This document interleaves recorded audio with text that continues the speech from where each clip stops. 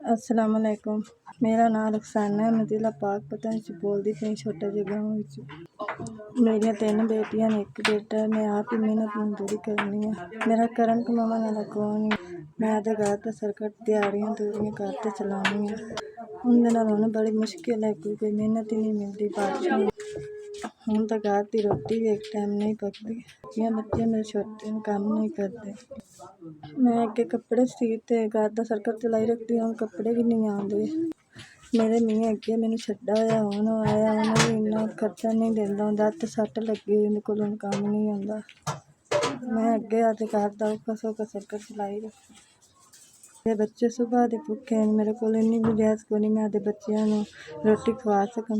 ਕਿਉਂ ਨਹੀਂ ਲੈ ਤੇ ਸੁਬਾਹ ਦਿਹਾੜੀ 'ਤੇ ਗਈ ਹਾਂ, ਦਿਹਾੜੀ ਵੀ ਨਹੀਂ ਲੱਭੀ, ਵਾਪਸ ਆ ਗਈ ਹਾਂ। ਦਿਹਾੜੀ ਵੀ 300 ਦਿੰਦੇ ਨੇ, ਸਾਰਾ ਦਿਨ ਗਰਮੀ 'ਚ ਕੰਮ ਕਰਾਉਂਦੇ ਨੇ। ਕੋਈ ਅੱਲਾ ਦਾ ਮੇਰੇ ਹਾਲ 'ਤੇ ਰਹਿਮ ਕਰੇ।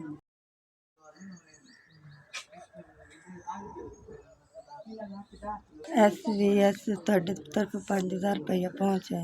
ਅੱਲਾ ਪਾਕ ਤੁਹਾਨੂੰ ਗਨਾ ਦੇਵੇ। ਤੁਹਾਡਾ 5000 ਸਾਡੇ ਕੋਲ ਪਹੁੰਚਾਇਆ।